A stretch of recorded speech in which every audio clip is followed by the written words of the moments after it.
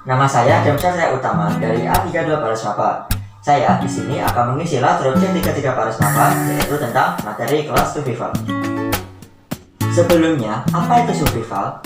Survival adalah mempertahankan hidup di alam bebas. Saat kita bersurvival, pasti berkaitan erat dengan munculnya kondisi kritis survival, seperti kehabisan air, kehabisan makanan, hari sudah mulai gelap, atau kekhawatiran kepada hewan buas. Nah, saat kita di alam bebas, pasti akan mengalami kondisi kritis seperti tadi. Lalu apa yang harus kita lakukan? Nah, itulah pentingnya menguasai ilmu survival sebelum terjun ke alam bebas. 1. Hal-hal yang dihadapi. Ada banyak aspek yang akan kita hadapi dalam survival. Aspek-aspek tersebut akan kita golongkan menjadi 3 golongan, yaitu psikologis, fisiologis, dan lingkungan. Secara psikologis, kita akan menghadapi rasa takut, panik, cemas, sendirian, bingung, tertekan, bosan, ataupun sebagainya.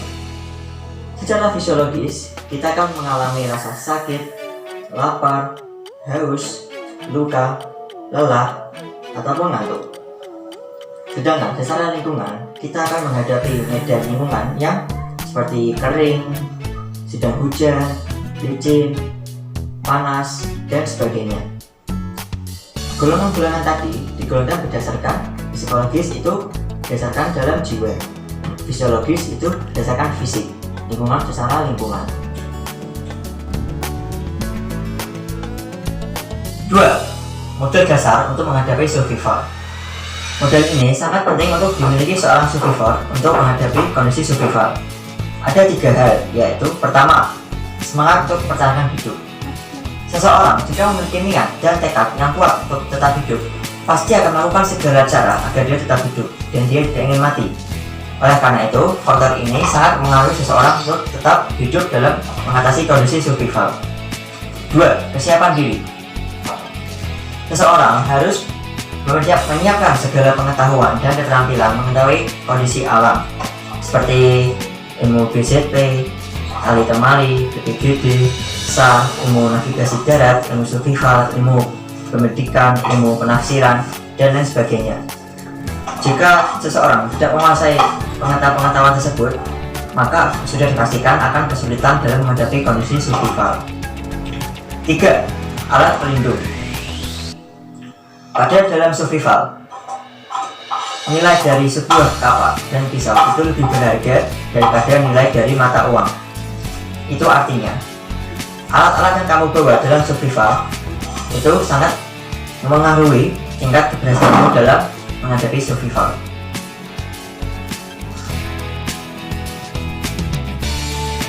3. Kebutuhan yang harus dipenuhi. Ada beberapa kebutuhan yang harus kita penuhi untuk menjaga kondisi tubuh kita selama bersurvival. Kebutuhan itu yaitu pertama, perlindungan terhadap ancaman. Ada ancaman dari cuaca, misal panas, dingin, hujan, angin, dan lain sebagainya. Ada perlindungan terhadap medan seperti rawa, sungai, bukit, naik turun, dan lain sebagainya. Ada perlindungan terhadap binatang liar seperti ular ataupun hewan buas yang belum kita kenal. Ada perlindungan makanan, perlindungan tubuh diri kita sendiri, dan perlindungan terhadap cedera atau luka yang akan kita alami. Ancaman-ancaman seperti tadi, kita harus punya perlindungannya agar kita selamat dari kondisi bersurvival. Udara dingin dapat menyebabkan suhu kita menurun dan mengalami pendinginan. Jika seseorang sampai 3 derajat Celcius suhunya, bisa menyebabkan kematian. Apakah ciri-ciri orang kedinginan saat bersurvival? Itu ada kulit pucat, menggigil, tubuh kedinginan, dan terutama pada ujung-ujung jari, telinga, hidung itu semuanya menggigil, keras kalau disentuh. Apa yang harus kita lakukan saat seseorang mengalami hal itu? Kita bisa melakukannya dengan memberinya perlindungan baik dari luar maupun dalam. Salah satu usahanya yaitu 1. Membuat bivak. Bivak adalah tenda darurat yang terbuat dari ponco. Bivak ini sangat lebih mudah digunakan daripada membuat tenda, karena tenda itu lebih lama membuat. Saat bersurvival pasti kita ingin segera-segera selamat dari faktor alam. Misal hari sudah malam, hari sudah mulai gelap, kita harus segera membuat bivak supaya terlindung dari cuaca dingin, hewan buas, dan lain sebagainya. Sebelum membuat bivak, apa yang harus kita perhatikan? Pertama, kondisi medan. Sebelum membuat bivak, kita lihat dulu medannya. Pilihlah medan yang tanahnya itu rata atau datar, jangan pilih yang bergelombang. Kalau kita gunakan istirahat, itu tidak nyaman saat tidur karena tanahnya bergelombang. Kemudian fasilitas alam yang menunjang. Carilah 2 pohon yang jarak antar pohon itu setara dengan 1 ponco. Kemudian bahan yang kita bawa, pastikan kita sudah membawa ponco, membawa tali pramuka, tali besar, dan batu besar. Kemudian pastikan ponco itu tidak bocor dengan kita memastikan ponco kita itu juga tidak robek, ponco kita itu masih bagus untuk digunakan. Dan yang terakhir, jangan merusak alam, karena membuat bivak itu tidak seperti membuat tenda yang harus memasang pasak. Otomatis kita tidak menancapkan sesuatu pada tanah dan itu sama saja kita tidak merusak alam. Sebelum membuat bivak, jangan mendirikan bivak di lokasi-lokasi seperti ini. 1. Puncak pegunungan bukit yang terbuka. 2. Dasar lembah, karena akan sangat dingin pada malam hari. 3. Sisi bukit, karena tanahnya mengandung uap air. 4. Jalur akses menuju ke sumber air, karena kemungkinan merupakan jalur binatang untuk mencari air. 5. Terlalu dekat dengan air, karena bisa saja banjir saat terjadi hujan. 6. Di bawah pohon, karena bisa tersambar petir saat hujan petir. 7. Jangan dekat dengan sarang lebah, sudah jelas. Dan terakhir, jangan di pohon mati, karena bisa saja tumbang saat terjadi badai. Selain membuat bivak, ada usaha lain untuk mempertahankan tubuh kita dalam kondisi survival, yaitu kebutuhan berpakaian. Pakaian yang harus kita miliki harus bisa menahan tubuh kita agar tidak mengeluarkan panas terlalu banyak atau keringat. Selain itu, pakaian yang kita miliki itu harus tahan air dan tahan dingin.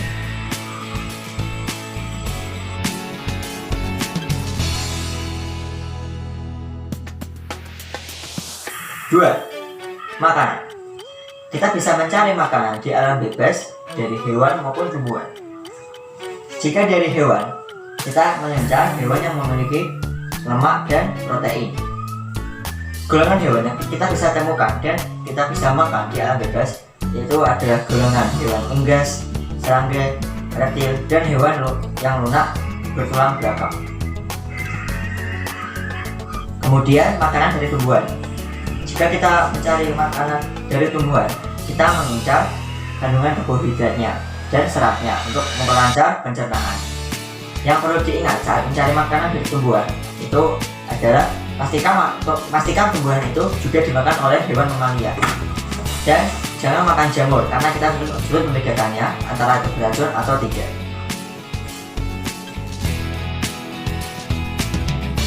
Tiga, api. Seorang survivor sebelum melakukan apa-apa pasti dia akan membuat api. Oleh karena itu, keahlian membuat api merupakan keahlian utama yang harus dimiliki survivor sebelum terjun ke alam. Karena hampir semua kegiatan kita memerlukan api. Selain memberikan kehangatan, api berfungsi untuk memasak dan memancarkan sinyal. Ada 3 syarat pertama agar api dapat menyala dengan baik dan sempurna, yaitu dengan diagram seperti berikut. Seperti diagram ini, sebelum membuat api kita harus memperhatikan 3 unsur utama, yaitu seperti ini. Ya, seperti yang diagram di sini, nanti saya tampilkan. Oke, saya akan jelaskan maksud dari diagram ini. Gambar yang pertama itu ada segitiga dengan heat, air, full, dan logo api terbakar. Artinya, heat itu adalah panasan, air itu udara, full itu bahan bakar. Jika 3 bahan bakar ini terpenuhi, maka api sudah pastikan menyala. Maksudnya terpenuhi adalah pembakarnya tuh ya bagus, gak membakar, udaranya cukup, ventilasi yang cukup, dan bahan bakar yang tidak sedikit dan sangat optimal. Kemudian di bawahnya ada 3 segitiga lagi, pembakar, aliran udara, dan bahan bakar. Dan tengahnya adalah asap. Jika pembakar tidak sempurna, maka akan menjadi susah menyala. Atau jika aliran udara tidak sempurna masuk keluarnya, maka api tidak bisa jadi bara. Dan jika bahan bakar tidak mencukupi, api akan cepat padam. Nah, oleh karena itu, ketidakserasian 3 unsur api ini akan mengakibatkan asap. Kalian bisa pahami sendiri arti dari siklus api segitiga berikut ini.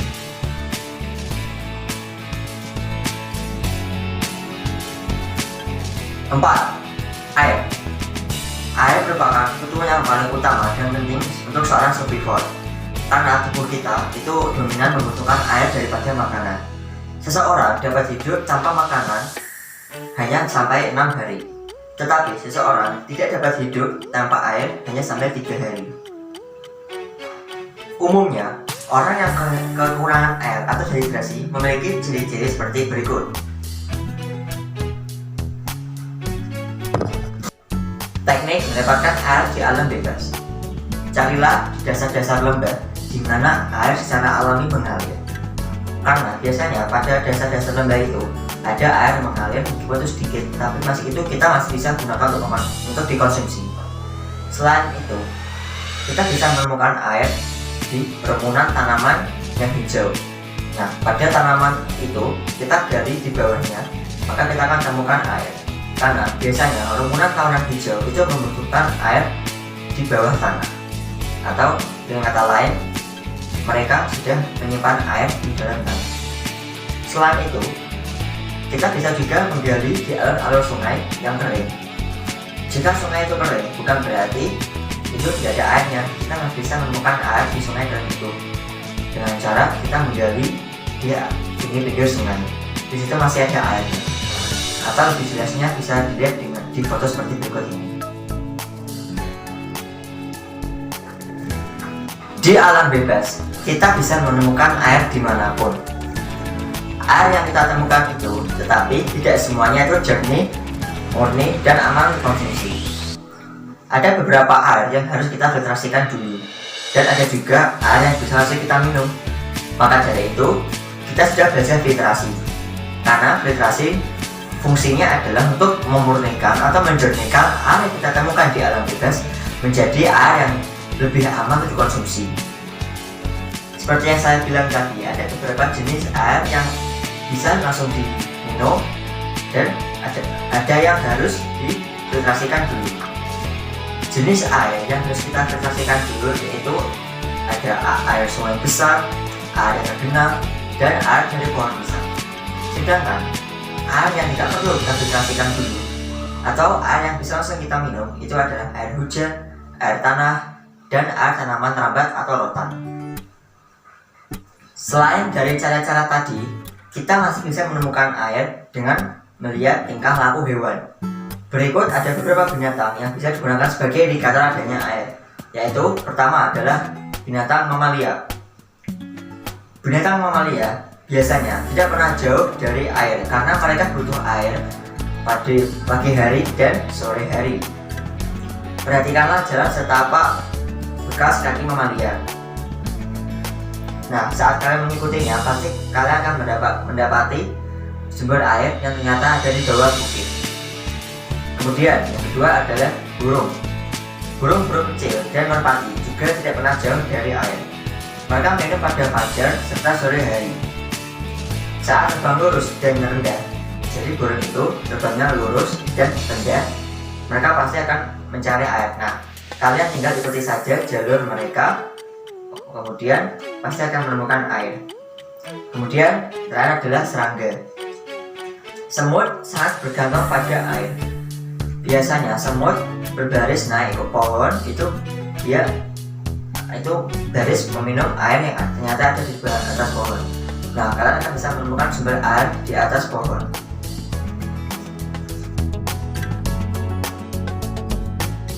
Terakhir, 5. Perlengkapan pelindung. Berikut ini adalah perlengkapan pelindung yang harus kita bawa saat bersurvival. Itu ada pancing dan kain, pisau lipat, tali, tertutup kepala, kain parasut atau plastik, ponco, peluit, korek api, kompas dan peta, golok tebas, cermin survival, tablet garam, slayer, dan sebagainya.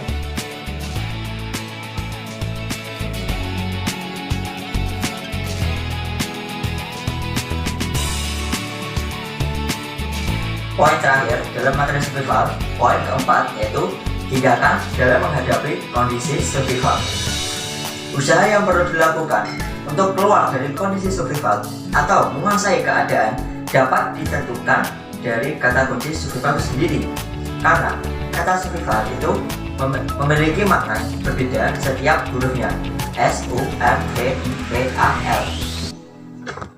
S. Size up the situation. Sadarilah kondisi survival ini. Bagaimana kondisi Anda? Bagaimana kondisi teman-teman Anda? Apakah ada yang cedera? Berapa banyak bahan makanan yang tersedia? O. Undue haste makes waste. Tindakan yang tergesa-gesa cenderung menghasilkan kesia-siaan. Lebih baik tenang, berpikir, dan bertindak secara bijaksana. Slow but sure. Pelan tapi pasti. L. Remember where you are.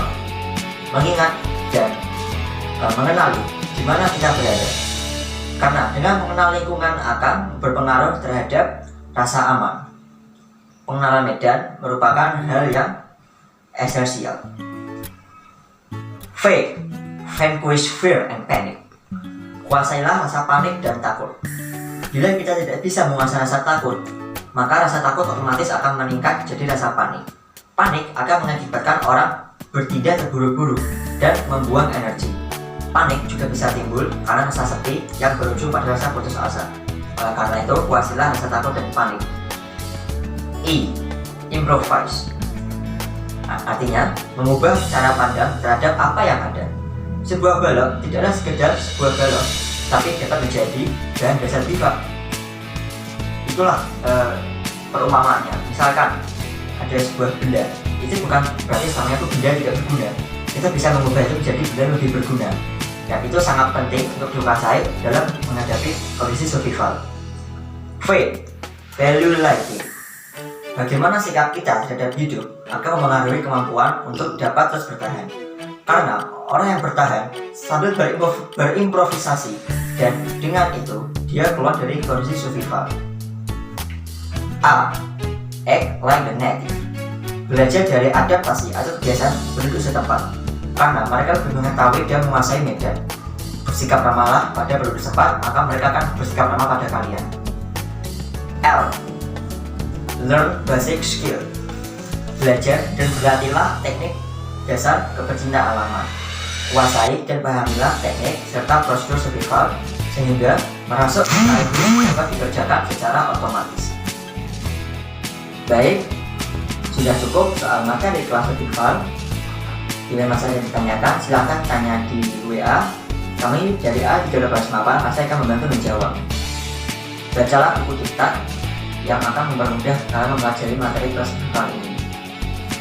Baiklah, sekian dari saya. Kurang lebihnya maaf jika ada kesalahan baik kata maupun sikap. Wassalamualaikum warahmatullahi wabarakatuh. Pada semapa, jaya.